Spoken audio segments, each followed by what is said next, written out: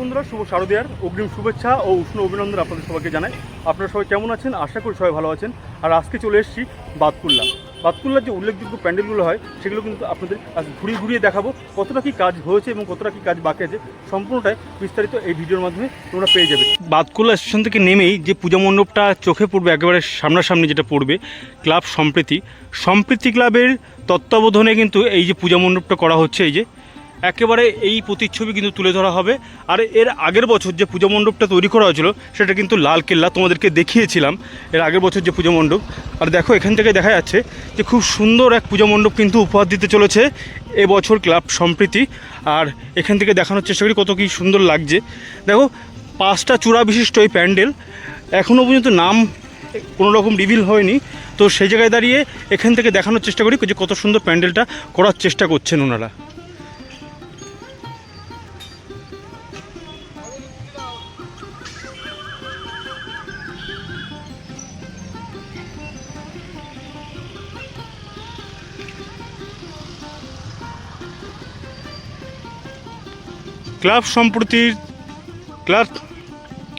Club সম্প্রতির তত্ত্বাবধানে যে পূজা মণ্ডপ তৈরি করছে সেটা কিন্তু বাঁশ এবং সুতোর কাজ হয়েছে শুধুমাত্র, এখনও অনেক কাজ বাকি, ধীরে ধীরে কাজটা হচ্ছে। তো চলো সামনে যে পূজা মণ্ডপগুলো তৈরি করা হয়েছে সেগুলো কিন্তু তোমাদেরকে ঘুরিয়ে নিয়ে আসি। উল্লেখযোগ্য যে প্যান্ডেলগুলো বাতকুল্লাতে করে থাকে সেই প্যান্ডেলগুলো তোমাদেরকে ঘুরিয়ে নিয়ে দেখাবো।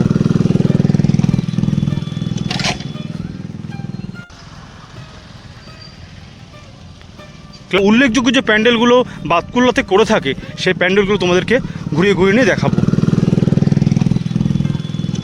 মুহূর্তে এসে পৌঁছে গেছি বাতকুল্লার আরেক স্বনামধন্য ক্লাব, অনামী ক্লাব। প্রতি বছরই কিন্তু তারা খুব সুন্দর সুন্দর পূজা মণ্ডপ উপহার দিয়ে থাকে। আর এবার তাদের যে ট্যাগলাইন সেটা হচ্ছে জারো উপজাতির রাজার যে রাজপ্রাসাদ।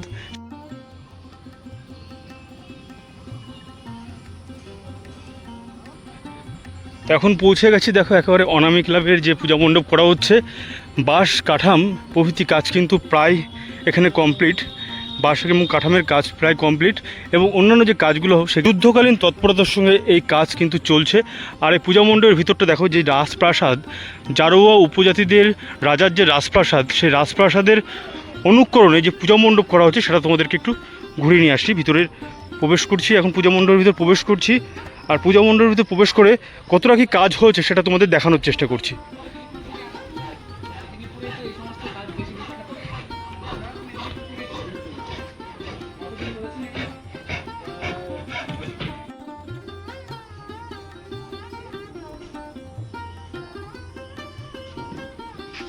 পূজা মণ্ডপটা জারোয়া উপজাতিদের যে রাজা, সেই রাজার যে বাসভবন, সেই বাসভবনের অনুকরণে কিন্তু পূজা মণ্ডপ করা হচ্ছে। দেখো, এখানে এনে কিন্তু মাকে রাখা হবে। আর কি কাজ হচ্ছে সেটা তোমাদেরকে একটু দেখায়। এই জায়গাটাতে টোটাল এই যে পাইপ দিয়ে কাজ হচ্ছে, পাইপগুলো গোল গোল করে এবং তার সঙ্গে নেট এবং অন্যান্য যে অনুকরণ আছে সেগুলো কিন্তু সাজানো হচ্ছে। এর আগের বছর খুব সুন্দর একটা পূজা মণ্ডপ অনামী ক্লাব দিয়েছিল, এবং এই পূজা মণ্ডপটা খুব সুন্দর হবে সেটা আশা করা যায়। অবশ্যই করে এই পূজা মণ্ডপে আসতে হবে এবং পূজা মণ্ডপের সঙ্গে প্রতিমা দর্শনও কিন্তু করতে হবে। তো চল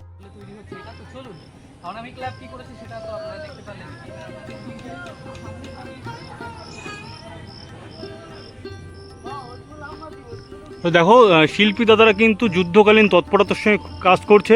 খুব তাড়াতাড়ি এই পূজা মণ্ডপটা কিন্তু আমাদের সামনে উপহার দিতে চলেছেন, এবং খুব সুন্দর একটা পূজা মণ্ডপ তারা উপহার দিতে যাচ্ছেন।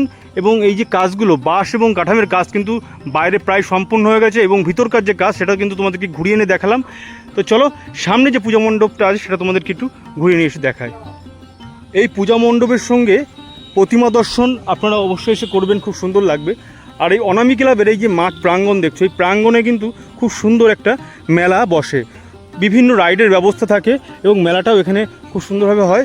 এবং অনামী ক্লাব এই বাতকুল্লার বুকে অনেক প্রসিদ্ধ এক ক্লাবের নাম হিসাবে কিন্তু বিবেচিত হয়। ক্লাবের এই জারো উপজাতিদের রাজার রাজপ্রাসাদ তোমাদের কেমন লাগলো অবশ্যই তোমরা কমেন্ট বক্সে কমেন্ট করে জানিও। এবং অন্যান্য যে পূজা মণ্ডপগুলো তোমাদের দেখাবো। একটা বিষয় তোমাদেরকে জানাই যে একেবারে কৃষ্ণনগর রানাঘাট যে রোড, এই রোডের ওপরে কিন্তু প্রত্যেকটা পূজা মণ্ডপ পড়বে। আর স্টেশন থেকে খুবই কাছে আর রোডের ধারে কাছে 1 থেকে 1.5 কিলোমিটারের মধ্যে তোমরা সমস্ত পূজা মণ্ডপ পেয়ে যাবে। আর এইটাও কিন্তু একটা সুন্দর পূজা মণ্ডপ, সেটা তোমাদের একটু দেখায়।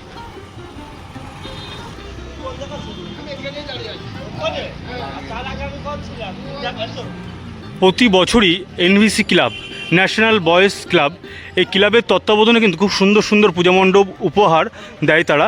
আর প্রত্যেকটা প্যান্ডেলই প্রত্যেক বছর খুব লংগেস্ট, মানে অনেক লম্বা হয়। এটা শিল্পীর চিন্তাভাবনায় 59তম বর্ষপূর্তি উপলক্ষে খুব সুন্দর এক পূজা মণ্ডপ কিন্তু উপহার দিতে চলেছে তারা।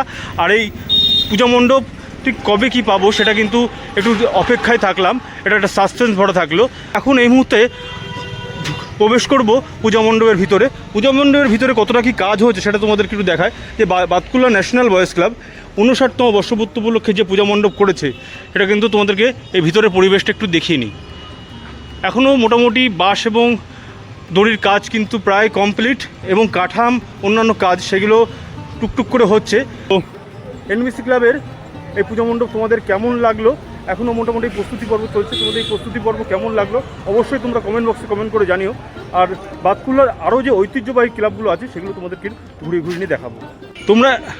তোমরা স্টেশন থেকে কীভাবে আসবে এনভিসি ক্লাবে? একেবারে কদমতলা এই বাস স্ট্যান্ড, এই বাস স্ট্যান্ডের সামনে কিন্তু ইউকো ব্যাংক, খুব সহজ সাপটাভাবে এনভিসি ক্লাবের এই পূজা মণ্ডপ তোমরা ঘুরিয়ে দেখতে পারবে। তবে সামনে যে সব পূজা মণ্ডপগুলো হয়েছে সেগুলো তোমাদেরকে একটু ঘুরিয়ে ঘুরিয়ে নিয়ে দেখায়। তো এই রাস্তা বরাবর হেঁটে চলেছি এবং সামনে যে পূজা মণ্ডপ ইউনাইটেড ক্লাব, গাংনী উদয়ন সংঘ এবং পল্লীশ্রী সমস্ত প্যান্ডেলগুলো তোমাদেরকে ঘুরিয়ে ঘুরিয়ে নিয়ে দেখাবো। পল্লীশ্রী ক্লাবের তত্ত্বাবধানে এবার রাজস্থানের অ্যালবার্ট প্যালেস মিউজিয়াম 26তম বর্ষপূর্তি উপলক্ষে এবার তাদের যে আকর্ষণ থাকছে রাজস্থানের অ্যালবার্ট প্যালেস মিউজিয়াম। তো চলো পল্লীশ্রী ক্লাবের যে পূজা মণ্ডপ করা হচ্ছে সেটা তোমাদেরকে ঘুরিয়ে নিয়ে এসে দেখায়। তো এই মুহূর্তে এসে পৌঁছে গেছি ঐতিহ্যবাহী ক্লাব পল্লীশ্রীর 26তম বর্ষপূর্তি উপলক্ষে এবারে তাদের থিম রাজস্থানের অ্যালবার্ট প্যালেস মিউজিয়াম। তো অ্যালবার্ট প্যালেস মিউজিয়ামের আদলে যে পূজা মণ্ডপ করা হচ্ছে সেই পূজা মণ্ডপটা তোমাদেরকে ঘুরিয়ে ঘুরিয়ে নিয়ে দেখায়।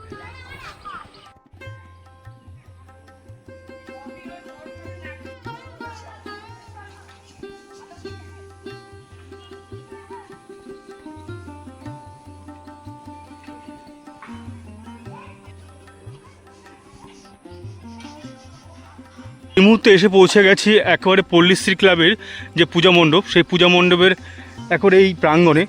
তো এবার কিন্তু তারা খুব সুন্দর এক পূজা মণ্ডপ উপহার দিতে চলেছে রাজস্থানের অ্যালবার্ট প্যালেস মিউজিয়াম। তো অ্যালবার্ট প্যালেসের মিউজিয়ামের যে আদলে যে পূজা মণ্ডপ করা হচ্ছে সেটা তোমাদেরকে একটু ঘুরিয়ে ঘুরিয়ে দেখায়।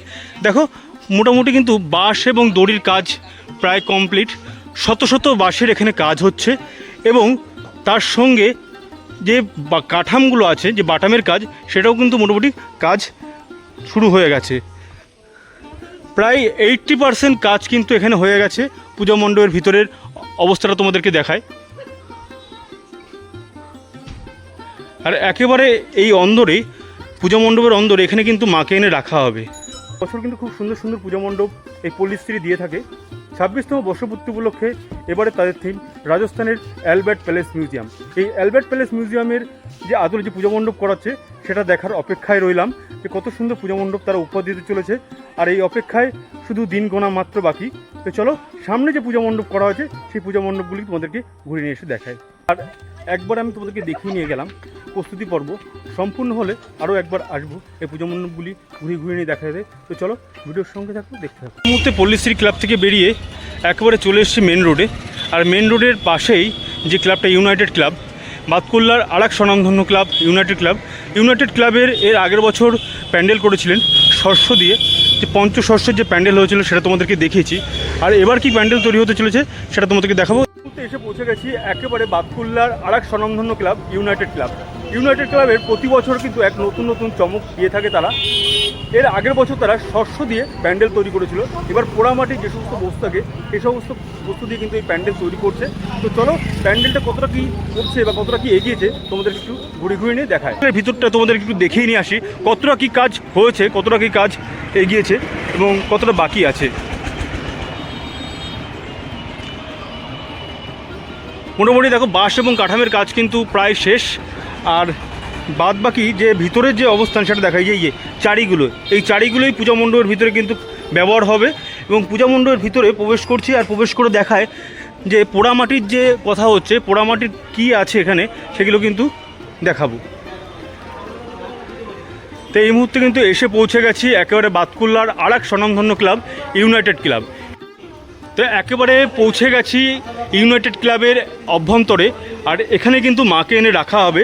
আর পোড়ামাটির যে কাজগুলো তোমাদেরকে বলছিলাম, এর আগের বছর তারা তৈরি করেছিল শস্য দিয়ে প্যান্ডেল, আর এবার এই যে চায়ের যে খুঁড়ি এবং জালের যে কাঠি সমস্ত কিন্তু এই পূজা মণ্ডপে ব্যবহার করা হচ্ছে, আর খুব সুন্দরভাবে পূজা মণ্ডপটা সাজানো হবে। এখনও মোটামুটি কাজ অনেকটাই বাকি, আর সেই জায়গায় দাঁড়িয়ে যুদ্ধকালীন তৎপরতার সঙ্গে এই কাজ কিন্তু চলছে এবং শিল্পী দাদারা তারা কিন্তু কাজ করে চলেছে একই রকমভাবে। দেখো এখানে এইটা দেখা, এই ঝাড়বাতিটা খুব সুন্দর একটা ঝাড়বাতি কিন্তু তারা উপর দিচ্ছে। আর কি তোমাদেরকে বলছিলাম বাইরে যে চারির অবস্থা তোমাদের দেখালাম, এই চারিগুলোও কিন্তু ব্যবহার করা হচ্ছে এই পূজা মণ্ডপের ভিতরে। পোড়ামাটি মানে পোড়ামাটির যে সমস্ত বস্তু থাকে সব দিয়েই কিন্তু এই পূজা মণ্ডপ তারা খুব সুন্দরভাবে সাজিয়ে গুছিয়ে তুলছে। আছেন আপনি বলুন, এবারে কোথায় যাওয়া হচ্ছে?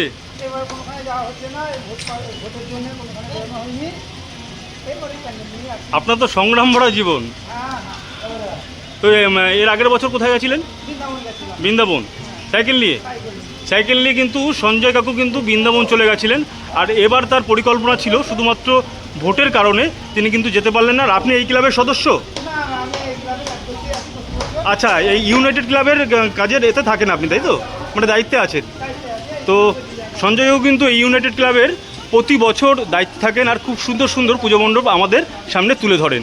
তো একটু ভালো থাকেন, আরও সুন্দর করে আপনি এগিয়ে যান। তো সঞ্জয় বাবুর সম্বন্ধে না বললেই নয়, উনি কিন্তু একজন মহান মানুষ, কারণ সাইকেল নিয়েই তার কিন্তু জীবনযাত্রা, আর সাইকেল নিয়ে কিন্তু বিভিন্ন জায়গায় তার যাতায়াত। এর আগের বছর গেছিল তিনি বৃন্দাবন, এবার যাওয়া হয়নি কোনো কারণে। তো এই ছিল ইউনাইটেড ক্লাবের পোড়ামাটির যে প্যান্ডেল, তোমাদেরকে ঘুরিয়ে দেখালাম। তোমাদের কেমন লাগলো অবশ্যই কমেন্ট বক্সে কমেন্ট করে জানিও। আর সামনে যে প্যান্ডেলটি আছে সেটা তোমাদের কিছু ঘুরিয়ে এসে দেখায়। আর এখন চলেছি গাংনী উদয়ন সংঘ, একেবারে ইউনাইটেড ক্লাব থেকে বেরিয়ে এই গাংনী উদয়ন সংঘ। আর এটা যেটা বয়ে চলেছে এই অঞ্জনা নদী, এই অঞ্জনা নদী বরাবরই কিন্তু রাজা কৃষ্ণচন্দ্র যাতায়াত করতেন এই নদী বরাবর। কিন্তু নদী আজ নদী নেই, নদীটা খালে পরিণত হয়েছে। তো চলো এই ব্রিজ বরাবর হেঁটে যাই, আর কিছু পথ বাকি। গাংনী উদয়ন সংঘের আগের বছর করেছিল আমেরিকার একটি মন্দির, আর এবছর তারা কি করতে চলেছে সেটা তোমাদেরকে দেখাবো। ইউনাইটেড ক্লাব থেকে বেরিয়েই কিছুটা হাঁটা পথে চলে এসছে গাংনী উদয়ন সংঘ, বাতকুল্লার আর এক স্বনামধন্য ক্লাব গাংনী উদয়ন সংঘের এবারে যে পূজা মণ্ডপ করছে তারা, তোমাদেরকে একটু দেখায়। এমন এক প্রতিচ্ছবি কিন্তু তারা তুলে ধরেছে। এটা দক্ষিণ ভারতের একটি শিব মন্দির, এই দক্ষিণ ভারতের শিব মন্দিরের আদলে কিন্তু পূজা মণ্ডপ করা হচ্ছে। দেখো তোমাদেরকে দেখায়। এই মুহূর্তে এসে পৌঁছে গেছি গাংনী উদয়ন সংঘের ৭৬তম বর্ষপূর্তি উপলক্ষে এবারে তাদের থিম দক্ষিণ ভারতের এক শিব মন্দির। তো এটা একটুখানি সাসপেন্স আছে, কোথাকার শিব মন্দির হচ্ছে দক্ষিণ ভারতের এটুকু জানা যাচ্ছে। এই মন্দিরটা কেমন কি করছে এবং শিব মন্দিরের আদলে যে পূজা মণ্ডপ করা হচ্ছে সম্পূর্ণটা তোমাদেরকে ঘুরিয়ে দেখাবো। তো চলো পূজা মণ্ডপের ভিতরে প্রবেশ করি এবং পূজা মণ্ডপের বাইরের অবস্থানটা তোমাদেরকে দেখায়।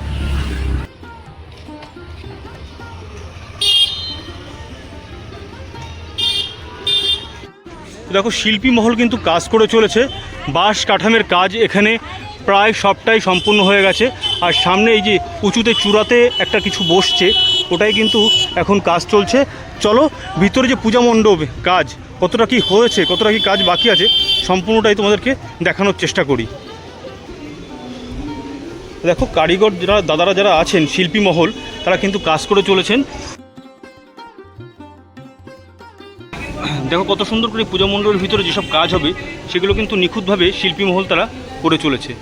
পূজা মণ্ডপের ভিতরে একেবারে সোলার কাজ, এই থার্মোকলের কাজ কিন্তু সম্পূর্ণটাই দাদারা করছেন এবং শিল্পী মহল কিন্তু যুদ্ধকালীন তৎপরতার সঙ্গে এই কাজ করে চলেছেন। আর খুব সুন্দর এক পূজা মণ্ডপ তারা উপহার দিতে চলেছেন। লোকাল শিল্পী দাদা, লোকাল শিল্পী ধুবুলিয়া, আচ্ছা। কিন্তু থার্মোকলের কাজ দেখো, হাতে এই ছুরি নিয়ে টুকটুক করে কিন্তু তারা এই শিল্পী মহল তারা কিন্তু কাজ করে চলেছে। আর খুব সুন্দর এক পূজা মণ্ডপ তারা উপহার দিতে চলেছে। গাংনী উদ্যান সঙ্গের যে পূজা মণ্ডপ, দক্ষিণ ভারতের শিব মন্দিরে আলো যে পূজা মণ্ডপ করা হচ্ছে সেটা তোমাদেরকে দেখালাম। কেমন হয়েছে তোমরা কমেন্ট বক্সে কমেন্ট করে জানিও। আর সামনে যে পূজা মণ্ডপগুলো আছে সেটা তোমাদেরকে শুরু করে দেখাবো।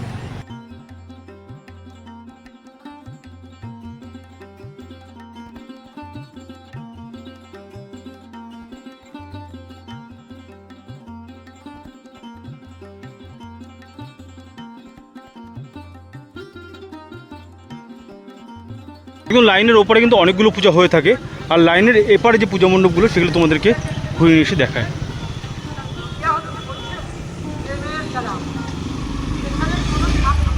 এই মুহূর্তে এসে পৌঁছে গেছি ভাতৃশ্রী ক্লাব, বাতকুল্লার আর এক স্বনামধন্য ক্লাব ভাতৃশ্রী ক্লাব। প্রতি বছর কিন্তু তারা খুব সুন্দর সুন্দর পুজো মণ্ডপ উপহার দেয়। এবার তারা কি পুজো মণ্ডপ উপহার দিতে চলেছে সেটা কিন্তু তোমাদেরকে একটু ঘুরিয়ে নিয়ে দেখাবো।